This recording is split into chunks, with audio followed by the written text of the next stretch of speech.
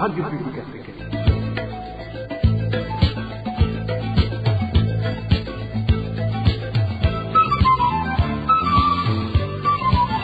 Radio Publique Africaine.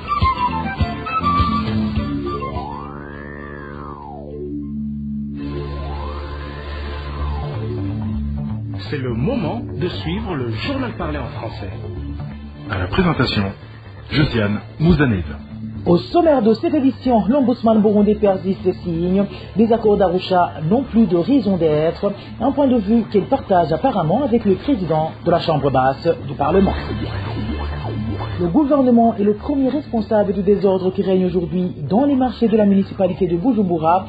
C'est du moins l'analyse de l'OICOM qui conseille à l'exécutif burundais de toujours prendre des mesures après réflexion et non l'inverse. Vous aurez les détails dans ce journal. Dans ce journal, nous vous parlerons également société où l'évacuation des déchets ménagers pose toujours problème dans le quartier Djabé et en zone Nyakabiga. Voilà pour les grandes articulations. Bien le bonsoir chez vous, mesdames et messieurs. Tout de suite, le développement de ces titres. Bonsoir. Politique d'abord. Les accords d'Arusha pour la réconciliation du peuple burundais n'ont plus la raison d'être et les consulter ne serait que de la peine perdue. Propos émis ce jeudi 1er février 2024 en plénière de l'Assemblée nationale. La Chambre basse du Parlement évaluait les réalisations de l'ombudsman burundais une année après sa prise de fonction. Le point avec Inès Gakit. L'ombudsman vient de lever scrupuleusement vos inquiétudes, mais vous aviez soulevé des polémiques politiques relatives à l'accord d'Arusha qui n'étaient absolument pas censées préoccuper l'ombudsman présentement. En bref, l'accord d'Arusha a pris fait et n'existe plus. Les résidus de cet accord ont été insérés dans la Constitution et c'est tout. La déclaration est de Gela Zandabila, vice-président de la Chambre basse du Parlement. C'était ce jeudi lorsque les députés évaluaient les réalisations de l'ombudsman burundais après une année dans ses fonctions d'assister l'action gouvernementale dans toutes les institutions étatiques sans distinction aucune. Chemin faisant, l'ombudsman Aimé Laurentine Kanyana a réaffirmé les propos de Gela Zandabila comme quoi les accords d'Arusha sont tombés en désuétude. uretse akora darusha uno munsi jewe ntamona ntandema uko ishobora kuba dawe yarabaye depase. Dans mon entendement, l'accord d'Arusha est dépassé. Il n'est plus question de considérer l'accord d'Arusha de l'an 2000. Beaucoup de choses ont évolué dans notre pays. Si par exemple, l'accord d'Arusha parlait des déplacés internes, alors qu'actuellement, ils sont en train de réintégrer leurs ménages, est-ce qu'il n'y a pas moyen d'arrêter et évaluer les autres mesures à prendre? Faudrait-il continuer à appliquer les recommandations qui émanent de ce temps-là? Si on parle des injonctions relatives à l'unité nationale des Burundais par rapport à la situation qui prévalait jadis dans nos pays. Aujourd'hui, il y a eu une évolution et il faut trouver d'autres solutions aux problèmes actuels. Alors, dans mon entendement et personnellement, les accords d'Arusha sont comme d'autres textes et documents ordinaires élaborés à une certaine époque dans des circonstances précises dans le temps et dans l'espace. Mais aujourd'hui, tombés en désuétude. Moi, je trouve que cela nous replongerait dans l'historique et l'essence de ces accords pour se souvenir de l'époque où nous nous entretuions. Personnellement, je n'aimerais pas que ces accords réaniment les esprits des gens.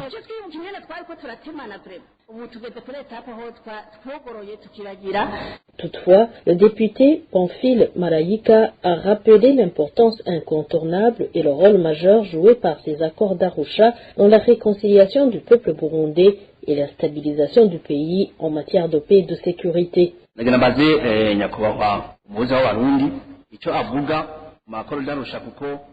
J'aimerais demander à l'ombudsman burundais ce qu'elle pense des accords d'Arusha dans la mesure où une certaine opinion n'est plus ces accords qui ont contribué avec succès à couper court avec la crise qui secouait notre pays pendant 10 ans. Les accords d'Arusha ont été signés en août 2000 après une décennie de guerre civile. À la suite de ce consensus, les mouvements armés de l'époque ont accepté de déposer les armes Ces mouvements sont le CNDD-FDD et le FNL. Le parti CNDD-FDD, actuellement au pouvoir, a accédé au pouvoir grâce aux élections, les premières élections post-conflit. Inès Gakiza, en page de sécurité, 2 personnes d'une même famille ont été blessées à coups de machette par des individus non encore identifiés dans la nuit de ce jeudi à vendredi sur la colline de Kiegege, commune Rusaka, en province Mngaro. Les 2 personnes sont pour le moment en train de recevoir des soins médicaux à l'hôpital du district sanitaire de Fota. Les détails avec Elvis Niomongue. Le domicile de Pascal Ndakoraniwe, c'est le nommé Juma, et celui qui a été attaqué par des personnes armées de machettes. C'est précisément sur la sous-colline Bukavu, de la commune Kiegege, commune Lusaka, en province de Mwaro. Les voisins de cette famille, faut savoir que c'était vers minuit que ces individus munis de machettes ont démoli la porte et ont pénétré dans les maisons. Ils y ont trouvé Pascal Ndakoraniwe avec sa femme Floride Shimirimana et les ont blessés à coups de machette. Mais grâce à Dieu, ils n'ont pas succombé à ces coups de machette et l'enfant n'a pas été blessé, bien que ces malfaiteurs l'avaient lui aussi jeté violemment par terre. Pas plus, les 2 victimes de cette attaque ont été conduites au centre de santé de Lusaka, mais puisqu'ils étaient gravement touchés, ils ont été transférés à l'hôpital de district sanitaire de Fota, où ils reçoivent des soins. Vu que ces malfaiteurs n'avaient pas encore été identifiés, les voisins de cette famille pensent qu'ils seraient des bandits qui étaient venus voler les biens, étant donné que les 2 victimes étaient des commerçants de boissons de la Blahoudi, avaient un bistrot ainsi qu'une salle de réception à louer. Ces malfaiteurs ont également volé à cette famille des moutons et des poules qu'elle possédait, puisque ce n'est pas la première fois que cette famille est attaquée par des voleurs. Les habitants de la commune de Osaka demandent avec insistance aux autorités communales de renforcer la sécurité de la population pour que ce genre de crime ne soit plus commis. Ils demandent aussi que des enquêtes soient menées afin que ces malfaiteurs soient arrêtés et traduits devant la justice. Elvis Nyomongiri. En page de droits de l'homme, le responsable de la jeunesse du parti CNL sur la colline et zone Buringa, en commune Gihanga de la province Bubanza, totalise bientôt une semaine sans trace après qu'il ait été kidnappé par des agents qui se trouvent être ceux du service de renseignement burundais. Inquiété pour sa sécurité, ses voisins demandent d'être informés sur son sort. Suivez plutôt un des citoyens de la colline Buringa qui s'est confié à la RPA. Georges Nimbona, connu sur le sobriquet de Manieni, militant du parti CNL, a été arrêté à la 9e avenue dans une localité appelée Komokaratus, sur la colline Buringa, commune Gihanga, en province de Bubanza. C'était à 22h26. Il a été arrêté par des individus qui s'étaient masqués, munis de pistolets. Il a essayé de se défendre, mais malheureusement, il a fini par être embarqué. Alors, comme nous avons cherché partout dans tous les cachots et que nous sommes déjà le 2 février sans pouvoir le retrouver, nous craignons qu'il n'ait pas subi du mal et que sa santé ne soit en danger. Nous demandons surtout au gouvernement d'Evariste de se ressaisir parce que ce qu'il fait n'est pas du tout bon. Nous lui demandons de jouer pleinement son rôle de parent car ce n'est pas normal qui déjà continue à être arrêté en cascade dans un pays démocratique où allons-nous réellement? Est-ce qu'ils ne pensent pas que ce sont leurs enfants qui payeront tout ce qu'ils font? Nous demandons au président de la République et à ses collaborateurs d'arrêter cela car nous sommes mécontents de voir déjà arrêter un à un. Que la communauté internationale suive de près cette situation qui à un moment donné pourrait provoquer la guerre.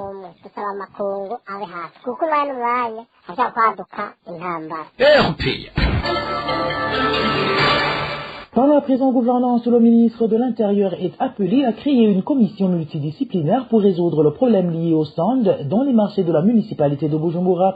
Proposition de Jean Douimana, porte-parole de l'OLICOM. Pour lui, le gouvernement est responsable du cafouillage qui réside dans ces marchés.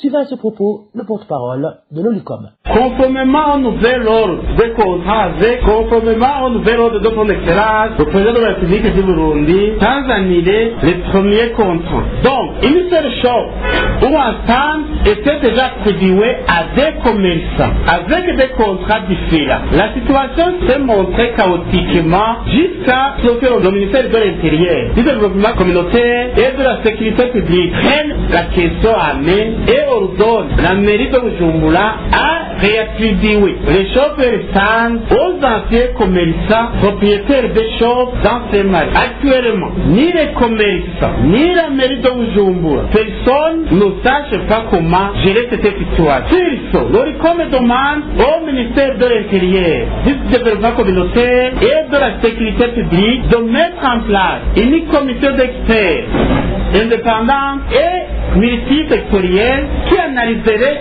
cette situation et proposerait des solutions justes et efficaces qui avantageraient le gouvernement et tous les commerçants. Selon l'ORICOM, le gouvernement devait d'abord bien mûrir les décisions à prendre puisqu'il en résulte souvent des conséquences néfastes au trésor public. Encore une fois, le porte-parole de l'ORICOM. L'ORICOM rappelle que toutes les décisions prises par les hauts responsables ou les politiques qui ont été mises en œuvre sans étude ou sans consultation des experts indépendants ont causé une perte énorme au gouvernement du Burundi. À titre d'exemple, nous citerons notamment la politique de privatisation du secteur ICAP, celle de décentralisation, celle de planification, de plantation des arbres fruitiers, celle d'exploitation minière, celle de l'interdiction d'importation de certains produits alimentaires, comme les céréales, celle d'approvisionnement des produits pétroliers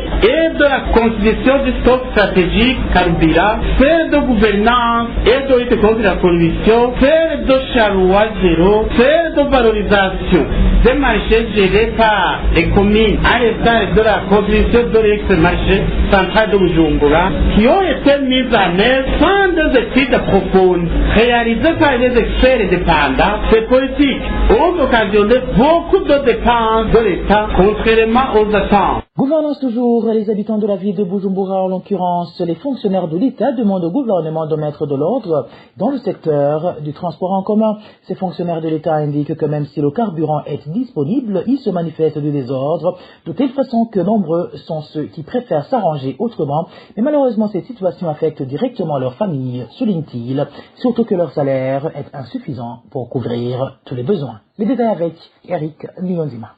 Se déplacer dans la ville de Bujumbura devient de plus en plus difficile. Selon notre source aussi des fonctionnaires de l'État, si l'origine du problème n'est pas le manque de carburant, c'est le désordre qui s'observe au niveau des parkings. Les véhicules manquent alors qu'ils sont nombreux par manque de coordination.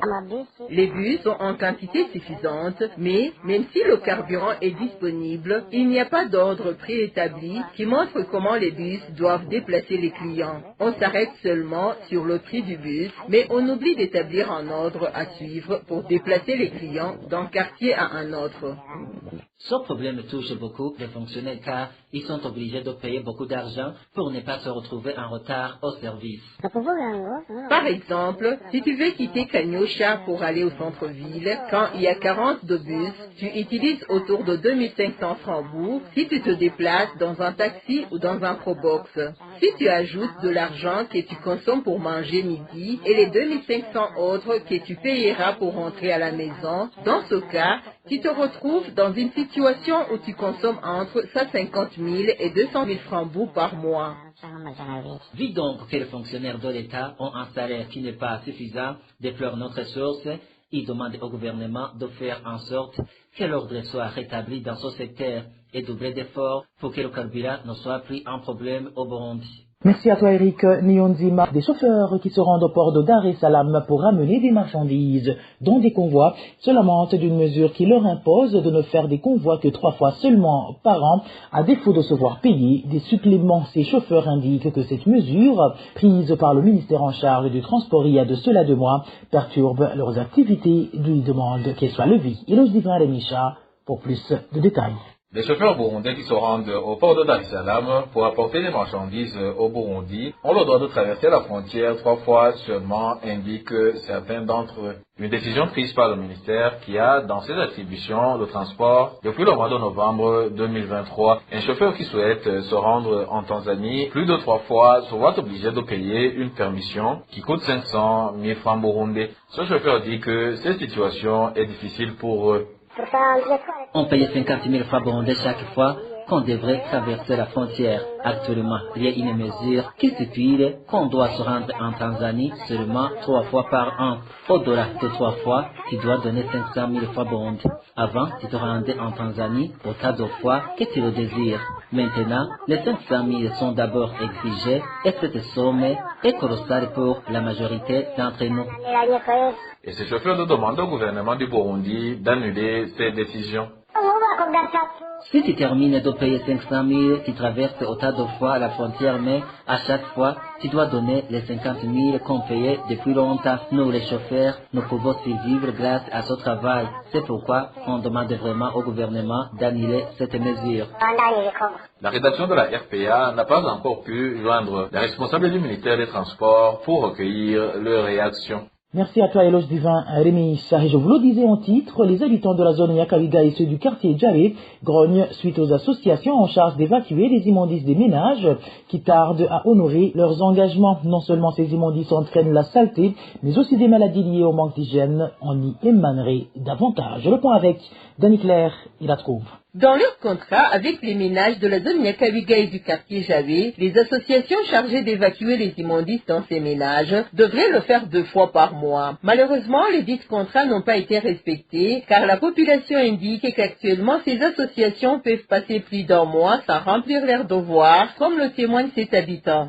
Par rapport aux immondices, les associations chargées d'évacuer ces immondices avaient signé des contrats avec les ménages en indemnitaire qu'ils soient évacués 2 fois par mois. Mais cela n'est plus le cas. Actuellement, ces associations peuvent passer même 2 mois sans remplir les émissions et quand on les demande pourquoi, parfois elles disent que ces retards sont dus à la pénurie du carburant ou encore elles disent souvent qu'elles vont venir mais enlever. Pour le moment, la population fait savoir qu'elle est indisposée par ces immondices et craint d'attraper les maladies liées au manque d'hygiène.